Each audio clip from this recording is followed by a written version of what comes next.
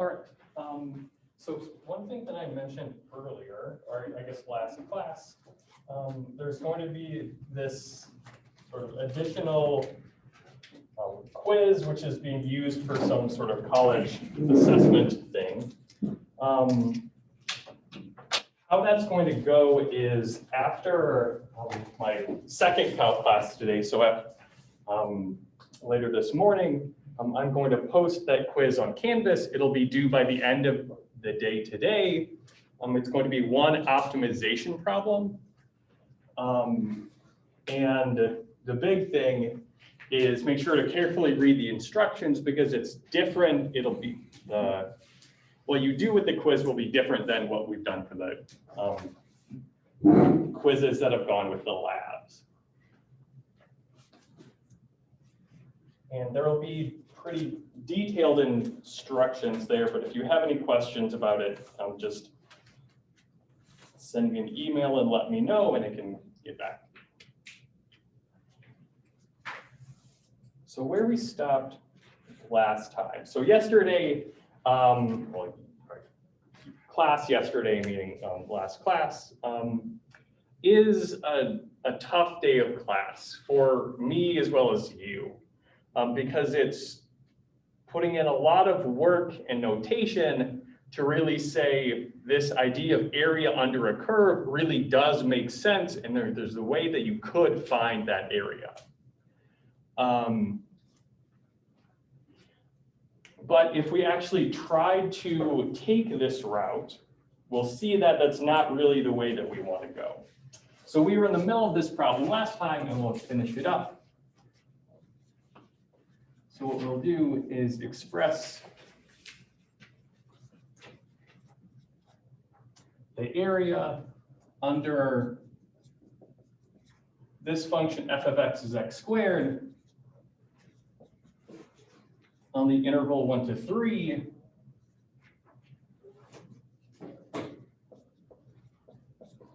as a limit of Riemann sums. The Riemann sum terminology means this way of approximating area with rectangles that we've seen several examples of.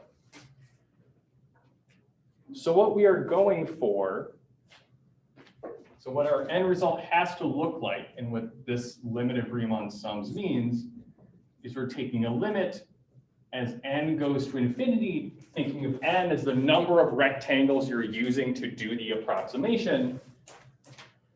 And in the approximation, you are adding up a bunch of areas of rectangles.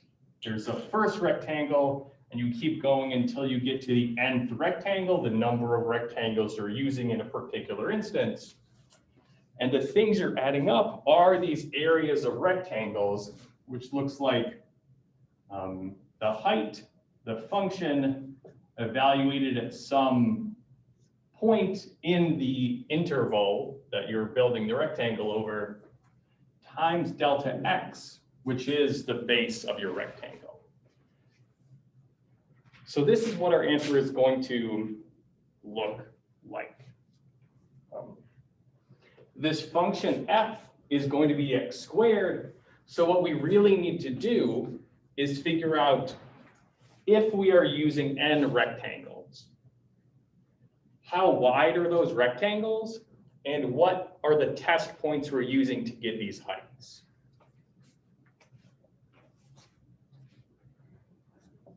And in this case, we'll pick these xi stars, the test points we're using to see how high our rectangles are, to be the right endpoints.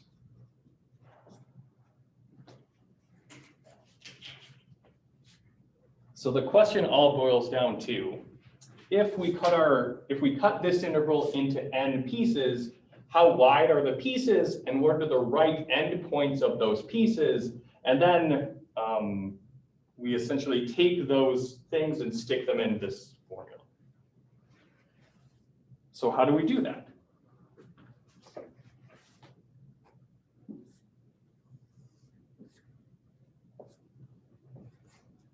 So we have our interval and we imagine cutting it into some number of pieces that are equal, and if we want the width of them,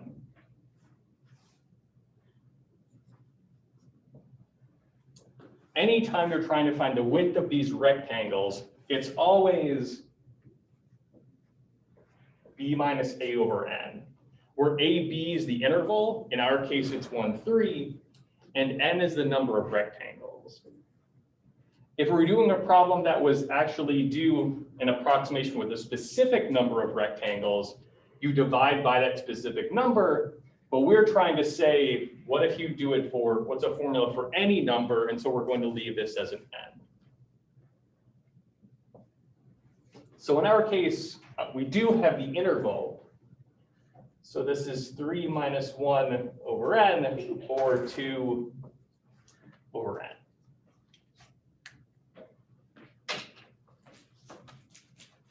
And how this gets used is that if we go back to our interval here, what we can say is that when we jump from one point to the next point to the next point, we're adding 2 over n because that's how wide this rectangle is. Add another 2 over n because we go to the next rectangle. Add 2 over n because we go to the next one. So that's how we generate these points. Depending on how many rectangles you've moved over, that's the number of 2 over n's that you've added. So if we pick one in the middle,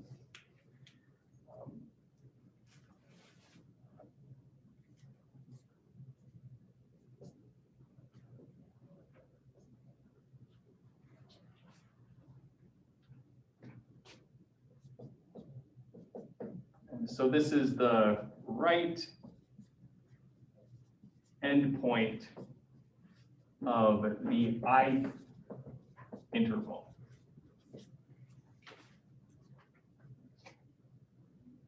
Then how we get this is we started at 1, and we said we moved over I of these little jumps, and each time we jumped, we added another 2 over n. And so that looks like 2 over n times the number of those that we've added to it. Or a little more compactly, 1 plus 2i over n.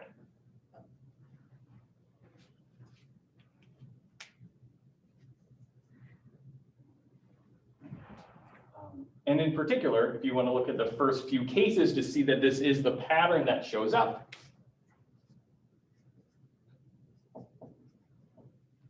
x1 is what is the first endpoint here, and that is we started at 1 and moved over 1 rectangle width. The rectangle width is 2 over n.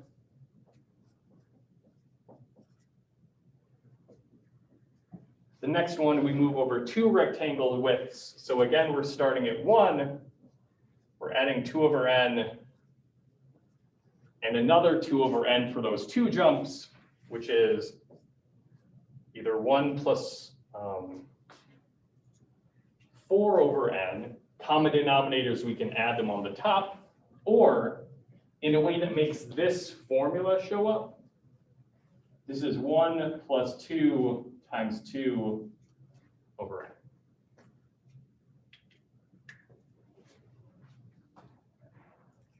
So this is the formula that works. You tell me which interval we're looking at. This says what the right endpoint of that interval is.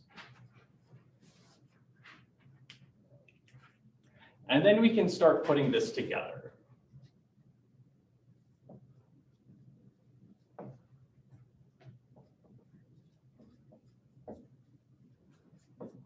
So the area of the ith rectangle, we have the base, 2 over n. The height is put this endpoint into the function. So the function at our right endpoint times the width is that formula we found squared times the width that we found, which is 2 over n.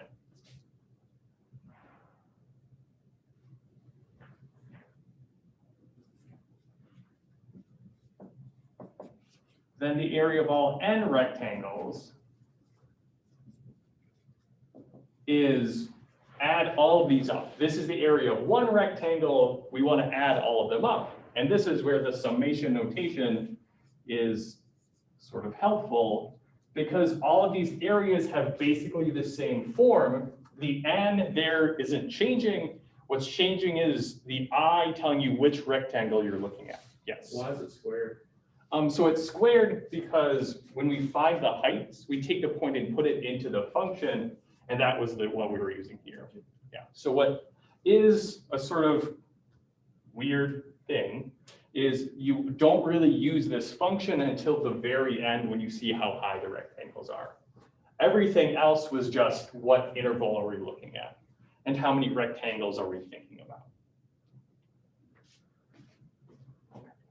So then the area of all the rectangles is add all of these things up for each rectangle.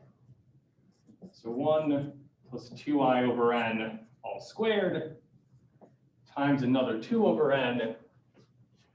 And then we can say the actual area is take the limit of that thing as you let n get bigger and bigger as you're using more and more rectangles.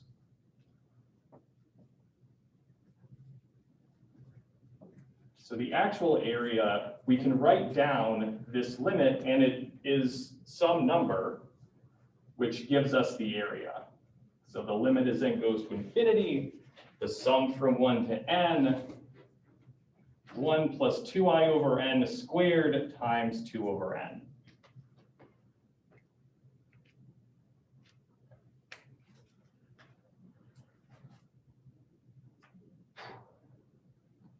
And that is supposed to be some number, which is the area. And then you see that this is absolutely not the way we want to come up with what that number is. There's some value in saying it makes sense to talk about the area. There's a way of saying what it is, and this works. But if you wanted to know what number it is, that's not really the way to go.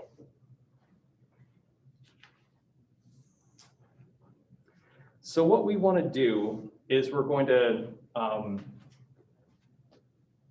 now that we can say the area as a quantity makes sense, we want to back up and eventually get to a more manageable way of finding these areas. So I will never, ever ask you in any situation, homework or exam, to say, find what number this limit is. That's just not, like, one can do it, but we aren't.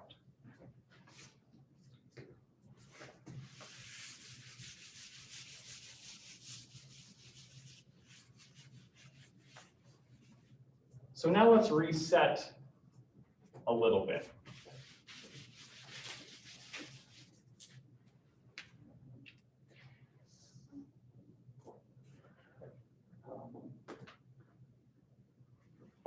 So what we've said so far is that if a function is greater than or equal to 0, then this limit of Riemann sums, the limit is n goes to infinity, so sum from 1 to n of xi star delta x. Then this limit gives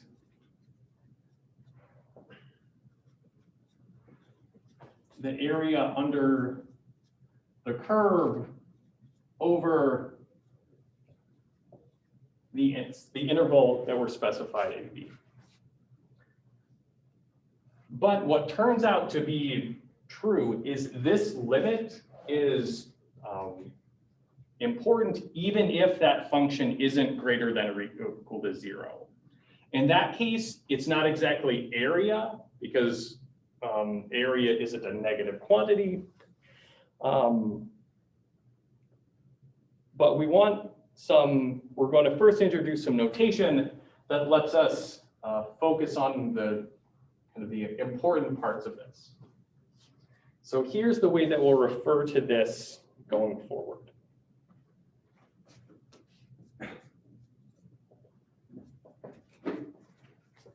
So if you have a function f on the interval AB,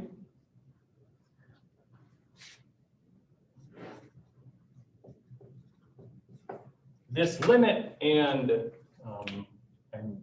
a lot to write, so I'll just, that limit that we've been looking at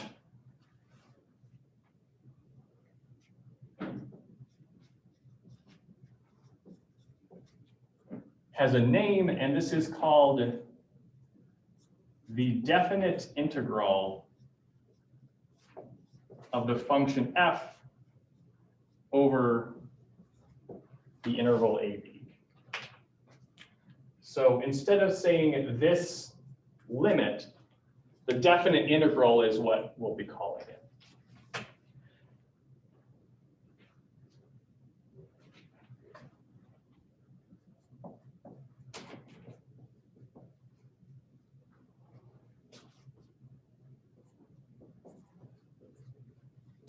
Notationally, this we don't really want to deal with. And from that notation, one downside is you don't have anything about the interval AB in here. It's sort of hidden in how you find those widths. So the way that we'll express the definite integral is this long curvy S called the integral sign, with little a's and b's telling us that's the interval we're looking at, and then f of x dx to tell us that we're using the function f.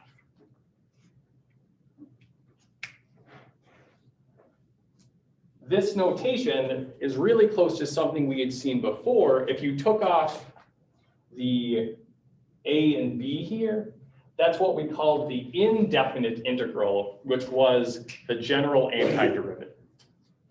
There is a reason that these notations are very similar, and we'll work our way up to that.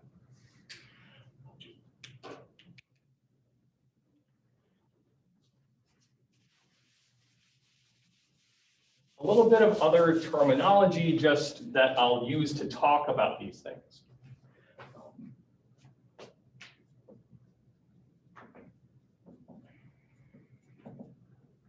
The numbers, or how do I say this? So the curvy S, this is called the integral sign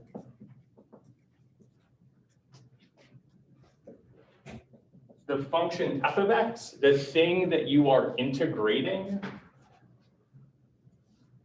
this is called, or the integrand. I won't use this word a lot, but if you happen to be reading something, that's what it means, the thing you are integrating. The numbers a and b are called the lower and correspondingly upper limits of integration.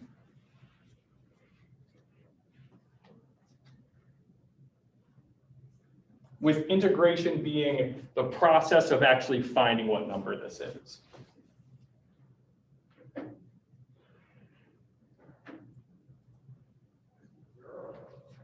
And lastly, we'll see that the function f is integrable, like able to be integrated, sort of like differentiable. How did you know that I was going to spill my coffee all over my face? Say integrable on this interval AB, because it might matter which interval you're looking at. Thank you, Scott. If that limit, again, I'll not write it. If that limit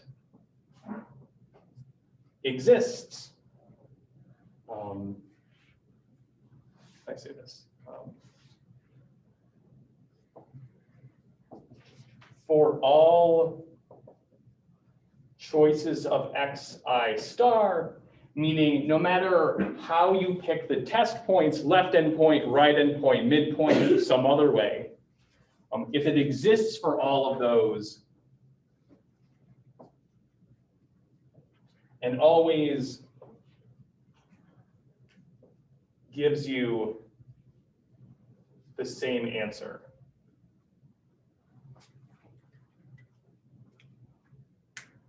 So having spent some time thinking about limits early in the semester, it could happen where you can write down this limit, but it turns out to not exist. Or different ways of choosing the x's or the test points gives you different answers. So what is weird is not every function you can write down actually has like an area. We won't really go in that direction, but there are cases where this thing doesn't exist, which is why we need to be a little bit careful.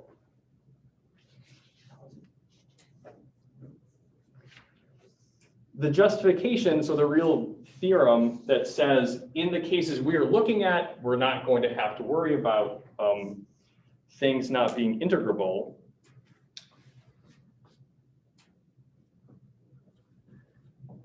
Is that if a function f on an interval AB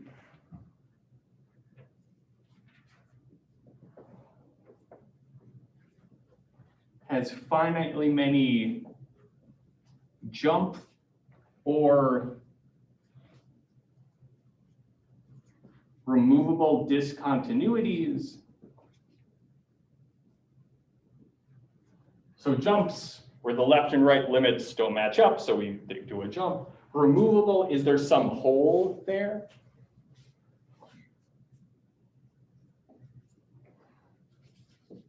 Then the function f is integrable.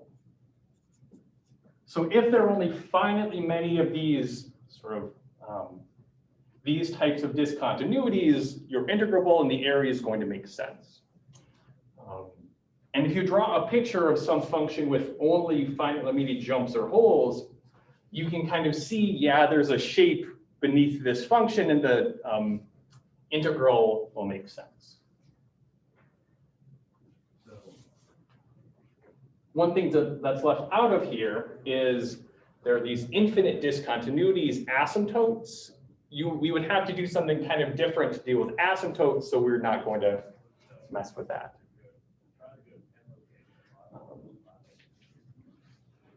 So all of this is just kind of laying the ground for the way that we will talk about this kind of limit, the definite integral.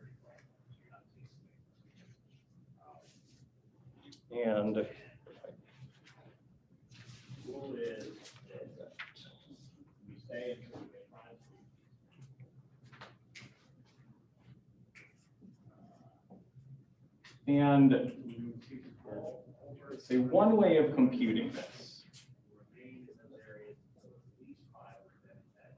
one way of evaluating these integrals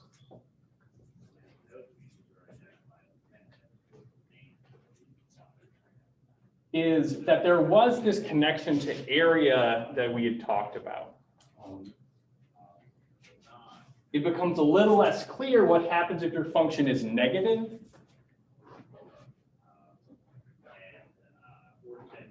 And so one way of evaluating this is that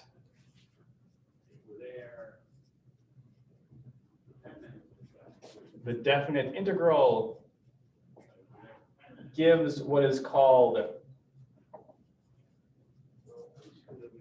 signed area under the curve.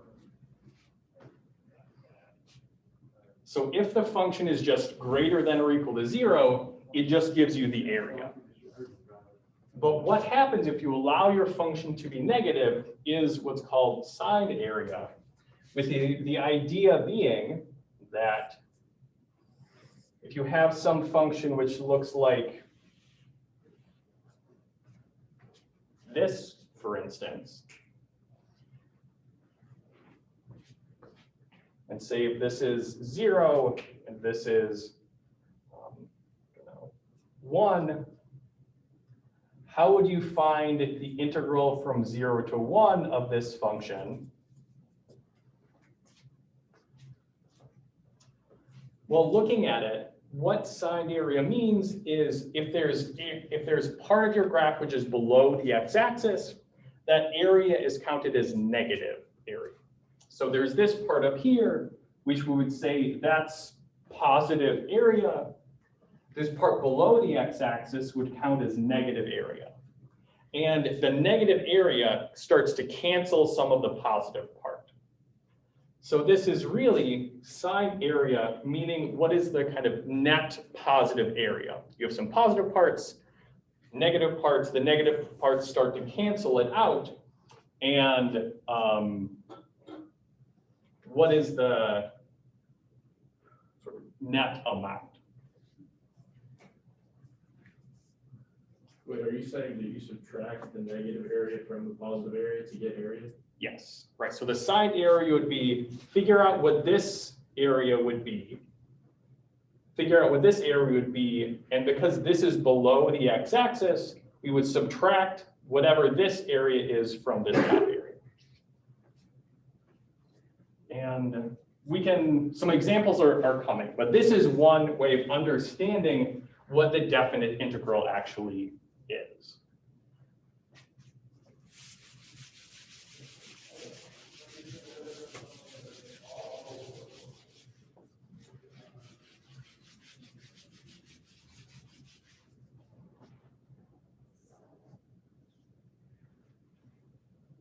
So for instance, you can say, what would we do if we want to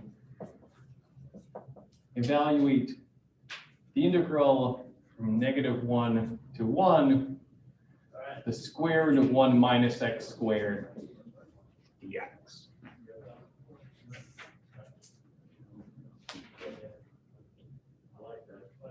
Which, when we write it down, is some sort of string of symbols. And the way that we'll have to understand this is saying, okay, this is some definite integral. What's the definite integral of this square root of 1 minus x squared from -1 to 1? One way that this can be understood is saying, well, this is signed area. So what does the graph of this thing look like?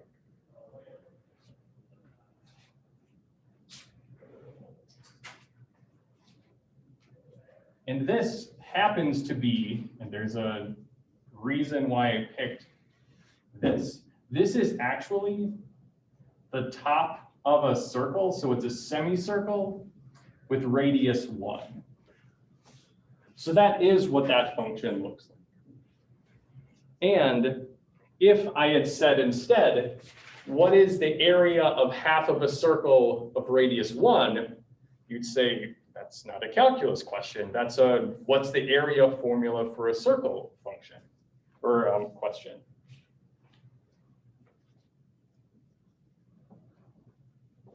So this is a semicircle with radius 1.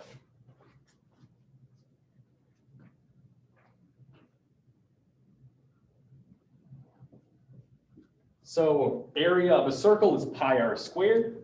So we would have, that's the area of a whole circle of radius 1. This is half of that. So we divide that by 2. And in this case, the square root of 1 doesn't do anything. So this definite integral is pi over 2.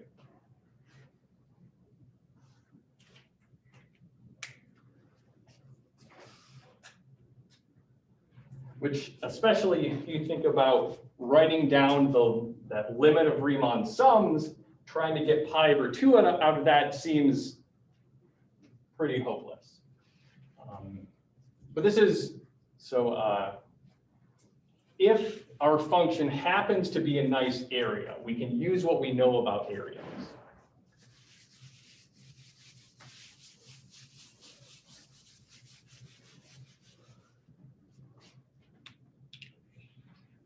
And what if we try to evaluate this? What is the definite integral from 0 to 2 pi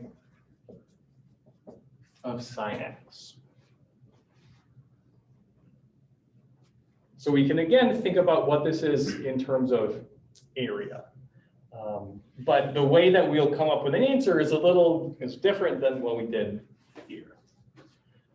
So the graph of this is saying looking at sine from 0 to 2 pi, that's through one of its periods. 2 pi and pi, we're going up to 1 and -1, and sine goes up and then down, and then it goes down and then up, and then it would keep going in its sine pattern.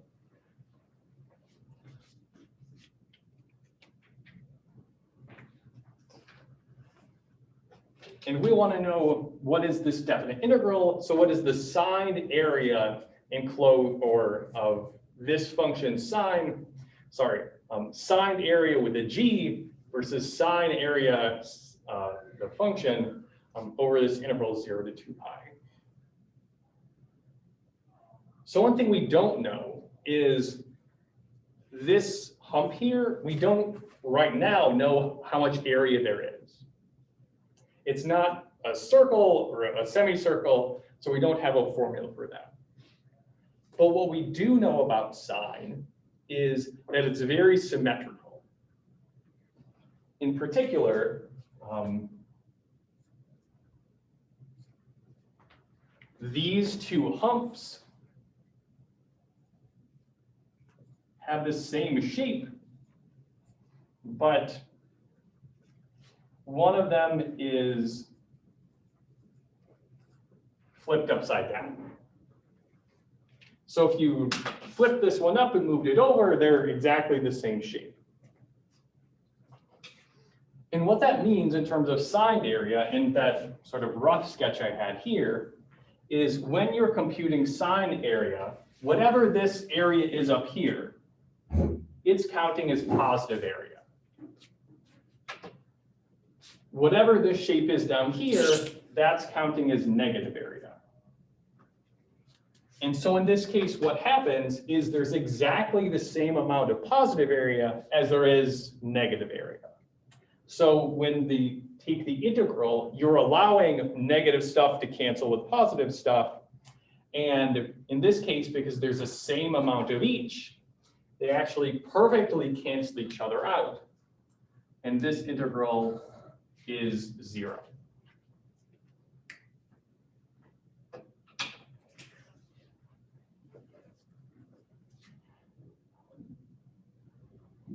So an analogy which we will flesh out in some later examples is how we can look at this is thinking about the difference between displacement and distance. So displacement is how does your position change? And if you start somewhere and move forwards, move backwards, if you stop where you started, your displacement is 0, even if you've changed.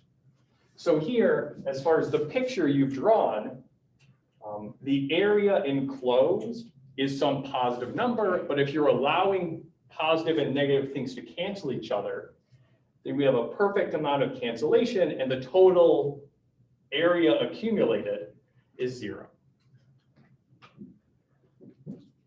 Questions about this example?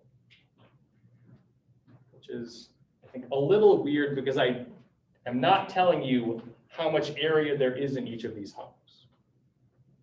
But we know they're the same size, and so we have this perfect amount of cancellation.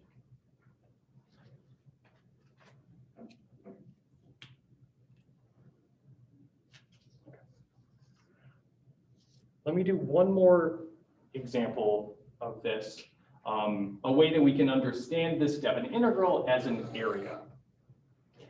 So let's say, and this will be a little more complicated. So our function is going to be 2 for x less than 0 and 1 minus x for x greater than or equal to 0. And let's find the integral from -3 to 3 of this function f.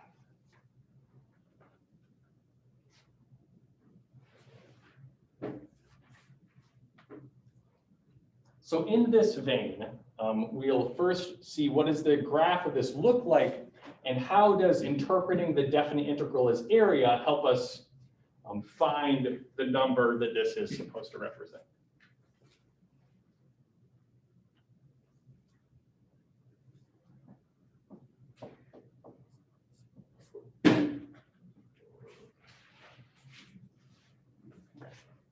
So this piecewise function, we have different pieces on the two sides of 0.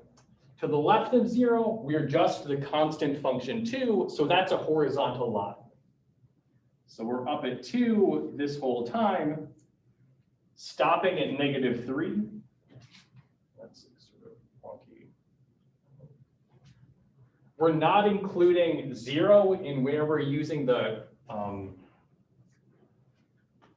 horizontal line, so we have an open point there. Then on the other side, we're using 1 minus x. That is a line that starts at 1 and goes down with slope 1, or slope -1. So that's starting right here. If you put in 0, you get 1. And then this keeps going down with slope -1. And we're stopping at 3 again.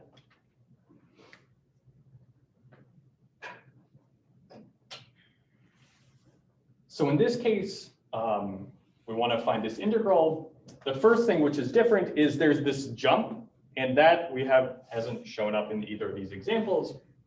But I guess that theorem says it's going to be integrable. Also looking at this, the fact that there's a jump just says, okay, well, the left side is fine, the right side is fine, and this point right in the middle is all in a line, and lines don't have any area, so it's not going to mess things up. So the way that we're going to do this is, well, we have kind of a combination of these things. There are 3 parts to this. There's this rectangle. It's above the x-axis, so that's going to give us positive area. There's this triangle, which is above the x-axis, so it gives us positive area. And we have this lower triangle, which is below the x-axis, so that we're going to subtract and treat as negative area. And once it's broken down like this, we can say, well, we need to find the area of 2 triangles and a rectangle. There are formulas for all of those, so let's figure out what that is.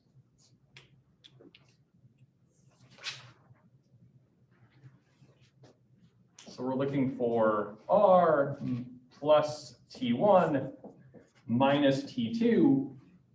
A rectangle, the base is 3, the height is 2. So the area is base times height. Triangles, the area is 1/2 base times height. So T1, we get the 1/2, and both the base and the height are 1.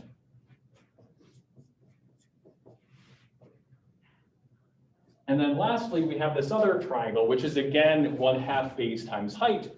But because it's below the x-axis, we're going to subtract that so that negative area starts canceling the positive area.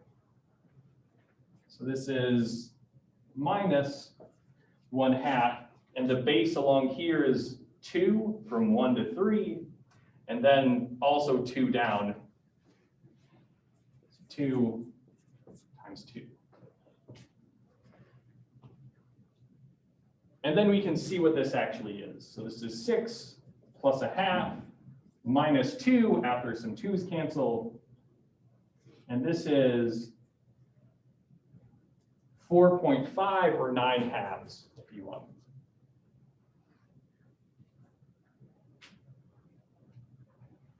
Find the fraction.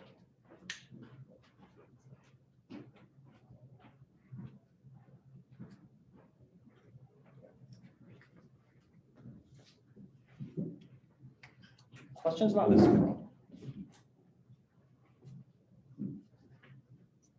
So if this question, Or, yeah, James. so if this question questions on a test, you want us to make the graph, you're not gonna give us the graph? Yes. So for this type of problem, you would be explicitly told, compute this thinking of it as area. And if it's going to be like that, these really cover the bases. So there are basic shapes, circles, squares, triangles, or what would be a little, I guess this one is maybe, in this case, what you're using is some symmetry of the graph, and it would need to be pretty clear that there's some symmetry involved. But also, as a sort of meta thought process is, if you're giving something like this, and I said, think of it as area, you'd say, well, I don't know these shapes, there must be something else, and symmetry is the other thing that we have in mind.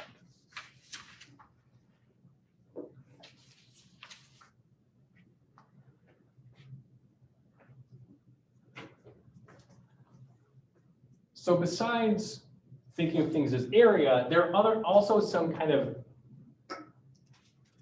useful properties of the integral, which can help you if your function is more complicated, to break it down into simpler integrals.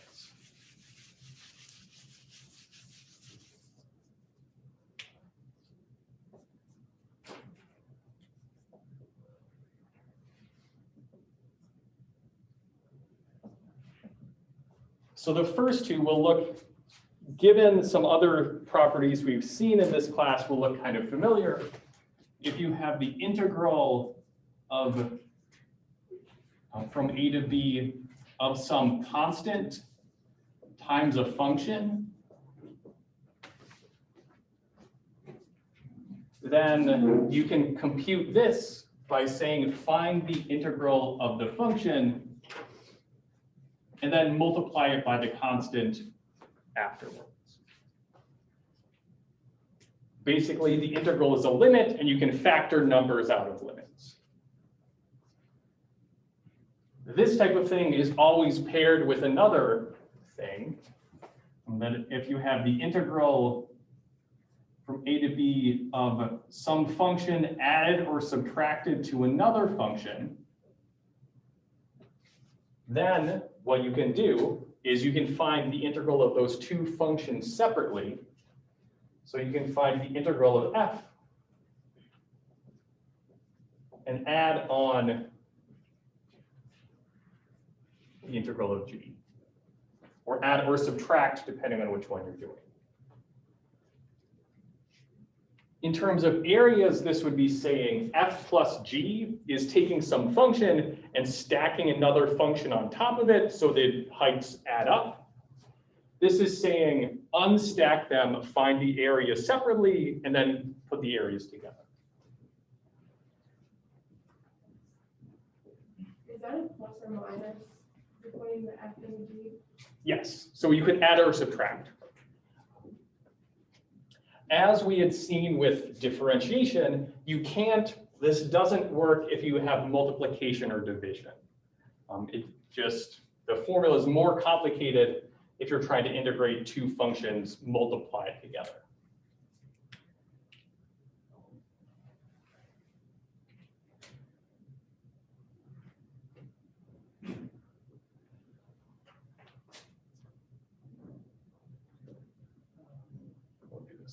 Two facts which are sort of artifacts of the definition and are sort of weird, but just kind of cover the bases of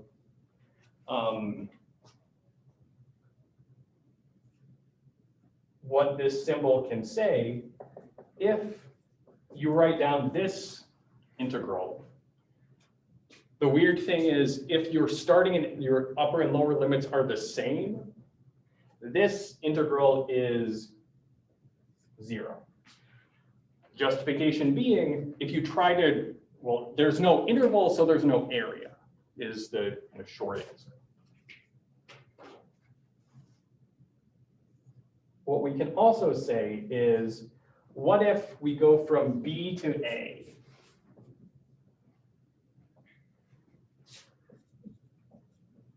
with the sort of background understanding being our interval is a to b.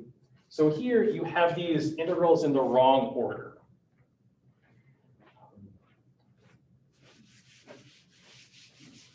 Again, as a weird artifact of the definition that we came up with, this is like trying to find the area, but you're accumulating it backwards. And what that does is it introduces an extra minus sign everywhere.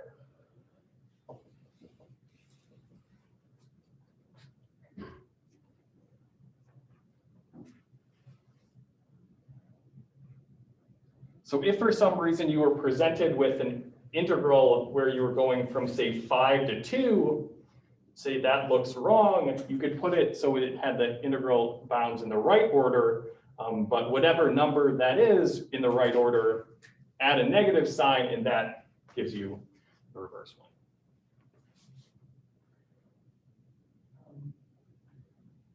And then the last thing, which we sort of implicitly used here, is if C is in the interval from the interval a to b, then the integral from a to b of your function is equal to the integral from a to c plus the integral from c to b.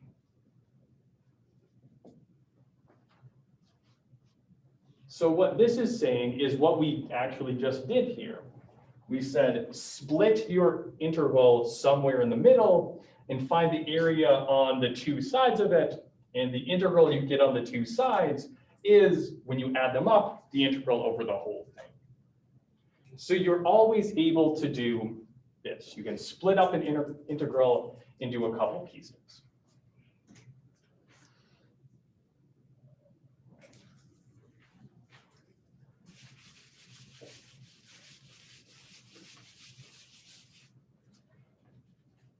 And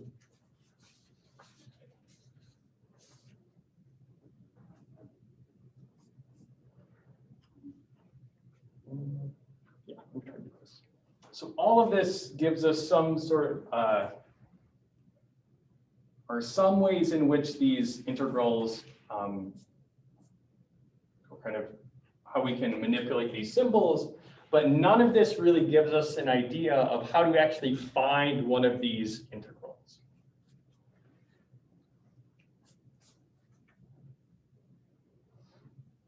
And I have a minute left. So here's a rough idea.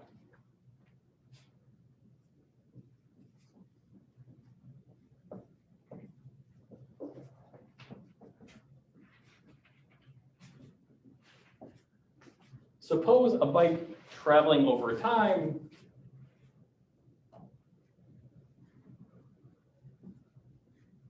is being tracked. So we have the time being traveled and we have the velocity.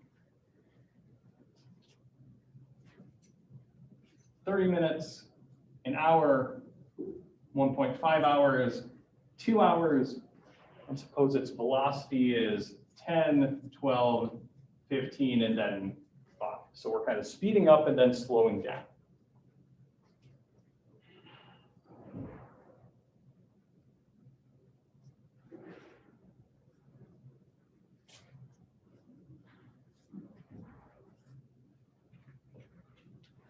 We could try to approximate the distance traveled. And the idea here is that distance traveled is rate times time. So what we can say is we have these estimates. Someone was marking our speed every 30 minutes. What if we assume we were going that speed the whole time? Maybe not perfect, but we have these measurements.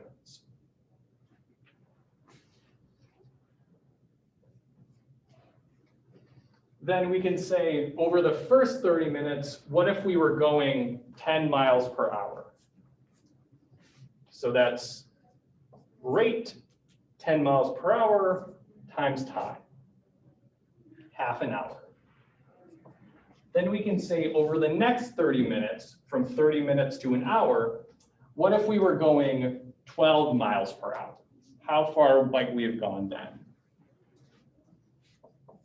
So that's the rate 12 times the time we were traveling, a half. The same thing over the third half hour. If we assume we were going 15 miles per hour, then that's 15 miles per hour times half an hour. And then lastly, in our sort of cool down, we were going 5 miles per hour for half an hour.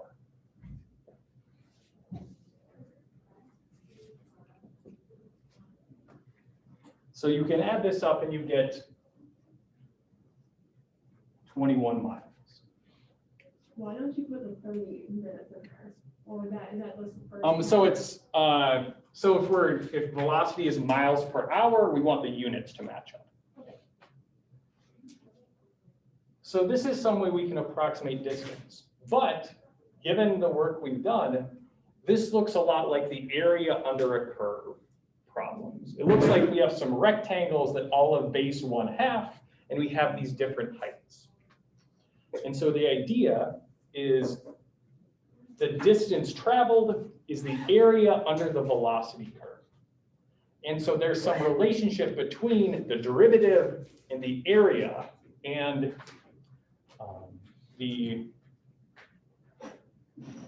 to find change in distance, you want to find the area under the derivative, which is how we'll actually do it.